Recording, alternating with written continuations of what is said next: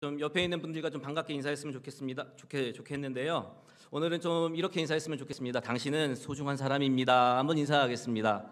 당신은 소중한 사람입니다. 제가 요즘에 저희 집에서 캠페인을 합니다.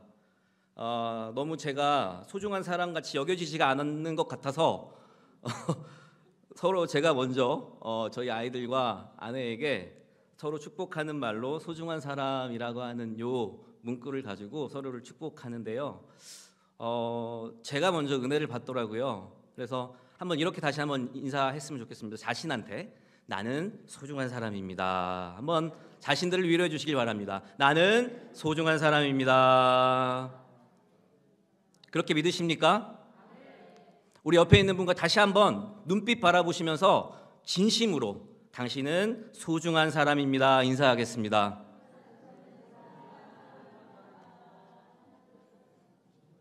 아멘. 하나님께서 우리를 소중한 사람으로 인도해 주신 줄 믿습니다. 특별히 이 자리에 우리 청년들이 그 소중한 사람의 주인공이 될 줄 믿습니다. 우리 청년들이 마음껏 은혜 나누고 그리고 성장하는 그런 기도의 열매가 주렁주렁 맺혀지시기를 기도해 주시길 바랍니다. 우리 성도님들은 정서적으로 건강한 가정을 어떤 가정이라고 생각을 하십니까? 돈이 많은 가정? 그리고 아프지 않은 가정? 뭐 여러 가지의 기준들이 있을 거라고 생각을 합니다. 제가 정서적으로 건강한 가정이 어떤 가정이 있을까라는 것들을 곰곰이 묵상하면서 한 5가지 정도를 추려볼 수 있었습니다. 첫 번째는 감사와 애정을 함께 나눌 수 있는 가정. 다시 말해서 서로를 깊이 돌보고 서로에게 사랑 표현하는 것을 두려워하지 않는 것. 우리 한국적인 특징이 있습니다.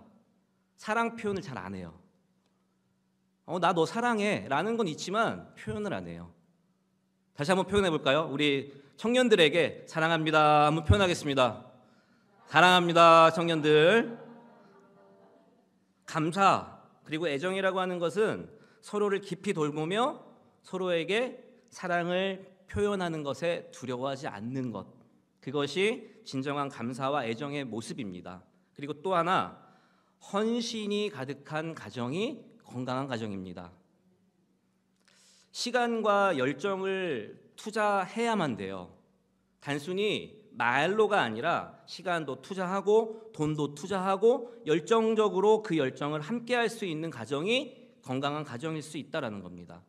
세 번째로, 긍정적인 의사소통이 있는 가정이 건강한 가정이라고 저는 생각을 했습니다. 단순히 그 문제를 해결하기 위한 그런 소통이 아니라 하나하나의 문제 해결을 소통을 통한 논의를 해나가는 것, 그런 가정이 정말 행복하고 건강한 가정일 거라고 생각을 하고요. 네 번째로, 함께 시간을 보내는 가정이 행복한 가정이다라고 생각을 했습니다. 서로 공유하고 시간을 즐기고 일상을 함께 할 수 있는 것. 정말 가족이라고 하면서 함께 시간을 보내는 것에 두려움을 가진 사람들이 요즘에 굉장히 많아졌습니다. 휴가를 가면 휴가를 갔다가 또 휴가를 가야 된답니다. 왜요? 그 휴가에서 너무 지치고 힘들었기 때문에. 특별히 우리 어린 자녀를 두신 부모님들께서는 이제 우리 청년들도 그 시기가 돌아올 텐데 어린이날을 지나고 나면 정말 휴가를 다녀와야 됩니다. 그날이 휴가임에도 불구하고. 그래서 정말 함께 시간을 보내는 게 쉽지 않은 거지만 그 시간을 함께 보낼 수 있는 것, 그것이 건강한 가정이고, 마지막으로 영적인 안녕에 대한 부분들, 함께 종교 생활을 하고 함께 하나님을 믿는 것, 이것이 건강한 가정이 아닌가 생각해 볼 수 있었습니다. 다시 말해서 정리하면요, 정서적으로 건강한 가정은 피해의식이라고 하는 잠재적인 성장 영역에서 벗어나려고 하는 노력이 있는 가정이 건강한 가정입니다. 여러분 한번 생각해 보시길 바랍니다. 특별히 요즘 청년들에게 피해의식이 굉장히 많습니다. 누구는 금수저고 나는 흙수저고, 누구는 부모 잘 만나서, 그리고 누구는 이러이러한 상황들 때문에 다 누리고 사는데 나는 뭐야? 나는 정말 정의롭고 공정하게 살려고 노력하는데 왜 사회는 나의 모습을 받아주지 않는가라고 하는 피해의식이 있습니다. 청년들뿐만이 아니라 어른들 또한 각자가 가지고 있는 그 피해의식이 분명히 있습니다. 그런데 중요한 것은 이 피해와 가해의 대상자가 바뀌는 이러한 상황이 있다 할지라도 결국에는 그 피해 의식에 머무르면 그것이 100번 1000번 바뀌어도 변화하는 것이 쉽지 않다라는 것입니다. 다시 말해서 건강한 가정은 우리가 정말 진심으로 사랑을 표현하고 그리고 최우선적으로 가정을 생각하며 그리고 문제 해결을 함께 논의하고 그리고 마음으로 통할 수 있는 그러한 가정이 건강한 가정입니다. 자, 그렇다면 건강한 교회는 어떤 교회가 건강할까요, 여러분? 오늘 이 본문 말씀을 통해서 우리가 주 안에서 하나 되고 그리고 또 하나님의 은혜를 함께 나눌 수 있는 그런 귀한 건강한 교회로 기도해 주시기를 주님의 이름으로 축원합니다. 저는 여기에다가요, 건강한 교회 이 5가지에다가 하나를 추가했어요. 그게 뭐냐면 청년들이 마음껏 교회에서 할 수 있는 교회. 할렐루야. 그것이 건강한 교회인 줄 믿습니다. 이 예배당이 우리 어른들의 예배 장소이기도 하지만 우리 청년들이 중심이 되어서 예배할 수 있는 공간이 되는 그런 교회가 건강한 교회인 줄 믿습니다. 우리 자녀들이 이곳에서 마음껏 뛰놀 수 있는 그런 교회가 건강한 교회라고 저는 믿습니다. 우리가 그것을 위해서 기도해야 할 것이고 그것을 위해서 우리가 계속해서 지지해주고 그리고 협력해 주어야 한다는 것입니다. 그런데 우리는 자녀를 키워봐서 알겠지만 또 우리 청년들은 부모님과의 관계 속에서 그 관계를 맺어봐서 알겠지만 쉽지 않습니다. 이해해주고 용납해주고 또 동의해준다라고 하는 이 영역이 결코 쉬운 문제는 아닙니다. 그렇기 때문에 예수 안에서 우리가 이 모습을 이루어갈 수 있다라는 것입니다. 할렐루야. 오늘 예수 그리스도의 말씀 가운데 그 어려운 부분이라 할지라도 하나님과 함께 이 교회와 청년들을 세워갈 수 있는 힘을 허락해달라고 기도해 주시기를 주님의 이름으로 축원합니다. 제가 수업을 하면서 이런 토론을 했습니다. 과연 될성 부른 나무는 떡잎부터 알아볼까? 우리나라 속담에 될성 부른 나무는 떡잎부터 알아본다라고 하는 이 속담이 있습니다. 그런데 이 속담이 어떻게 보면 굉장히 좋은 속담 같지만 반대로 360도로 다시 한번 틀어보면 이 말이 다른 누군가를 성장하기에 막아지는 그 걸림돌이 될 수도 있다는 겁니다. 경험해 보셨겠지만 그리고 우리 청년들도 지금 경험하고 있겠지만 내가 비록 이전에는 약하고 그리고 또 나약하고 그리고 어리석었다 할지라도 그리고 지혜롭지 못한다 할지라도 계속해서 배워 나아가면서 그리고 그 위기를 넘기고 하면서 발전하는 모습을 바라볼 수 있다는 겁니다. 떡잎부터 될성 부른 나무만 잘 되는 것이 아니라 계속해서 성장할 수 있는 그러한 희망을 가지고 그리고 노력하는 사람에게 더 큰 은혜가 있게 된다라는 것들을 우리는 너무나 잘 알고 있습니다. 그런데 우리의 기준은 또 교회의 기준은 사회적인 기준은 그 될성 부른 나무만 인정해주고 될성 부르지 않았다라고 여겨지는 이 부류들은 외면하는 그런 모습도 우리 주변에는 있다라고 하는 것입니다. 다시 말해서 우리 청년들에게는 무한한 성장 동력이 있다라는 거예요. 우리 청년들에게는요 어른들에게 없는 회복 탄력성과 위기 관리 능력도 있습니다. 쟤는 없어. 쟤는 회복할 수 없어. 쟤는 위기 관리 능력이 굉장히 현저하게 낮아라고 생각할지 모르겠지만 그것은 착각입니다. 특별히 하나님께서 은혜를 주시고 지혜를 주시고 그리고 성령 충만함으로 함께해 주시면 그 회복 탄력성과 위기 관리 능력이 엄청난 능력으로 함께 하게 된다라고 하는 것입니다. 저는 요즘에 이 문구를 굉장히 매일 하루에 한 번씩 이렇게 제 스스로가 외치는 그 문구가 있는데 우리 부부가 건강해야 자녀들도 건강합니다 라는 것들을 아침마다 제 스스로가 이렇게 고백합니다. 한번 따라해 보시겠어요? 우리 부부가 건강하면 우리 자녀들은 더 건강합니다. 할렐루야.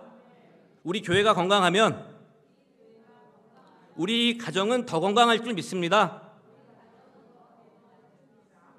할렐루야. 진실입니다. 네, 영어로 decentered influential이라고 하는 그러한 영어 용어가 있습니다.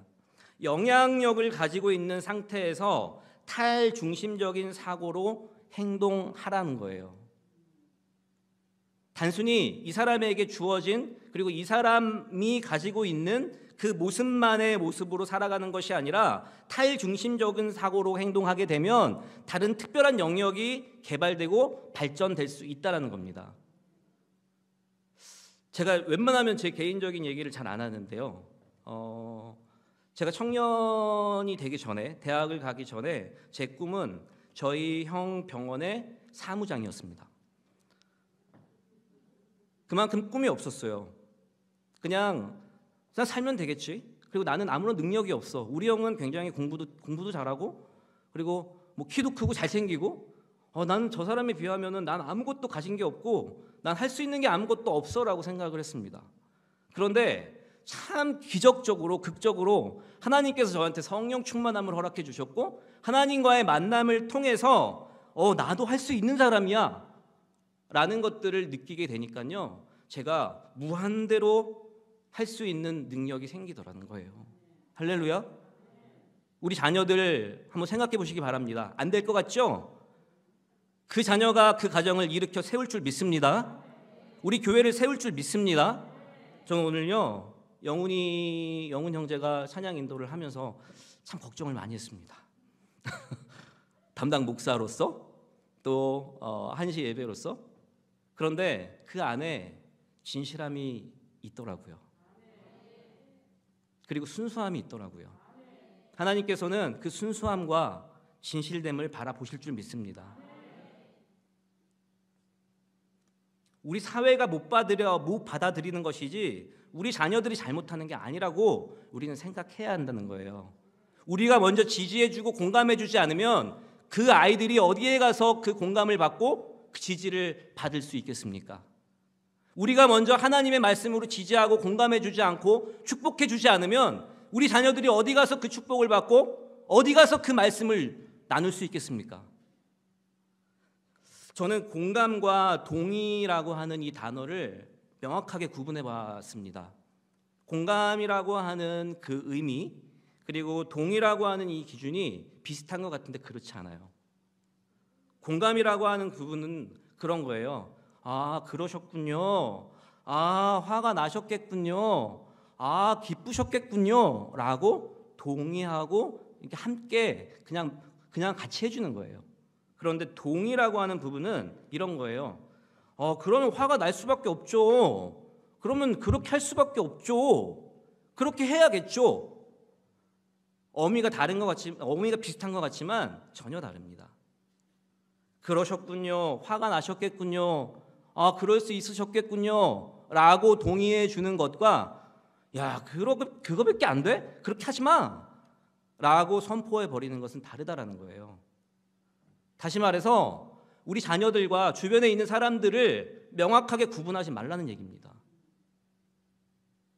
오늘 본문 말씀에서 오늘 너무나 잘 알고 있는 말씀입니다. 아무것도 염려하지 말고 다만 모든 일에 기도와 간구로 너희 구할 것을 감사함으로 하나님께 아뢰라 라고 하는 이 말씀 너무나 잘 알고 있는 말씀입니다. 그런데 여기에서 네 가지의 모습이 있어요. 벗어야 할 것, 입어야 할 것, 그리고 버려야 할 것과 취해야 할 것이 있어요. 먼저 벗어야 할 것과 버려야 할 것은 염려예요, 염려. 그리고 입어야 할 것과 취해야 할 것은 바로 하나님께서 말씀해 주신 기도입니다. 할렐루야. 여러분 가지고 있는 염려 다 벗어버리고 버려버리기를 주님의 이름으로 축원합니다. 가지고 있어서 덕이 되지 않아요. 근데 기도는 입으면 입을수록 힘이 돼요. 그리고 취하면 취할수록 내가 더 부자가 되는 것 같아요. 할렐루야. 우리 모든 염려를 다 주님께 맡겨버리고 그리고 벗어버리고 기도로 힘입고 나아가는 그런 지명의 모든 가족들 되시기를 주님의 이름으로 축원합니다. 그럴 때 오늘 본문 말씀에서는 평강을 주신다고 말씀해 주셨습니다. 오늘 두 가지만 이야기하려고 하는데요. 첫 번째로 우리가 바르게 생각해야 됩니다. 그리고 두 번째로 바르게 행해야 한다는 거예요. 염려를 다 버리고 그리고 기도로 나아가는데 그렇다면 어떻게 기도할 것인가? 바르게 생각하고 기도하고 바르게 행하며 기도해야 한다는 거예요. 이것이 하나님 말씀의 기준이 된다라는 것입니다. 그냥 생각한다라고 하는 것은요, 스쳐가는 것이 아니라 집중하는 거예요. 집중! 이러면은 이게 딱 모아지잖아요. 그냥 생각하는 게 여러 가지를 생각하고 멍 때리는 것이 아니라 그냥 딱 집중해서 압축해서 그 집중의 상태를 가지고 생각하며 기도하라는 거예요. 두 번째로 바르게 행한다라고 하는 부분들은 생각에 그치지 않아야 한다는 거예요. 오늘 담임 목사님 설교를 통해서 저는 많은 은혜를 받았습니다. 그 은혜를 받고 그리고 이제 세상을 향해 나아가지만 때로는 그 말씀이 내가 지켜야 할 말씀임에도 불구하고 행하지 않게 되는 우리의 모습이 있다는 거예요. 그럼에도 불구하고 그 말씀을 힘겹게 지켜나아갈 때 그것이 십자가의 능력으로 나타나는 줄 믿으시기를 주님의 이름으로 축원합니다. 오늘 8절 말씀에 5가지가 나오고 있습니다. 참되며 경건하며 옳은 것 그리고 정결한 것 그리고 사람에게 칭찬받고 사랑받아야 한다라고 하는 이런 이야기가 나오는데 8절 말씀 제가 다시 한번 읽겠습니다. 끝으로 형제들아 무엇에든지 참되며 무엇에든지 경건하며 무엇에든지 옳으며 무엇에든지 정결하며 무엇에든지 사랑받을 만하며 무엇에든지 칭찬받을 만하며 무슨 덕이 있든지 무슨 기름이 있든지 이것들을 생각하라 라고 말씀해 주고 있습니다. 진리를 생각하며 존경받을 사람을 본받으며 그리고 정의라고 하는 하나님의 말씀을 가지고 마음속에 새기며 도덕적으로 윤리적으로 깨끗한 마음을 가지고 사람에게 칭찬받고 사람에게 덕이 되는 삶을 살아가는 것, 그것이 오늘 본문에서 말씀해 주는 하나님의 말씀이다라고 하는 것입니다. 오늘 본문의 고린도 교인들은요 많은 염려들이 있었습니다.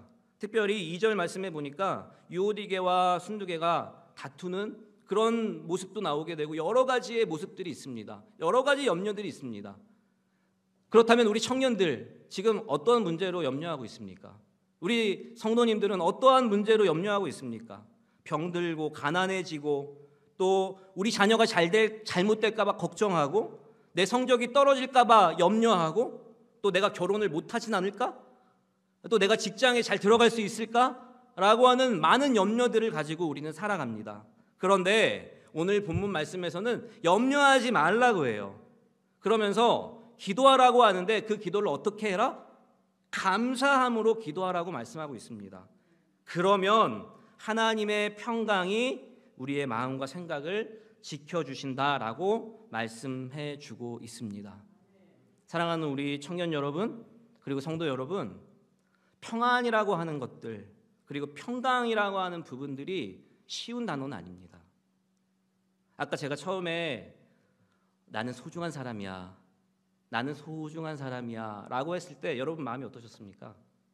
만약 하나님께서 여러분 가운데 찾아가 주셔서 이렇게 만져주시면서 너는 소중한 사람이야 라고 말씀해 주신다면 여러분 마음이 어떻겠습니까?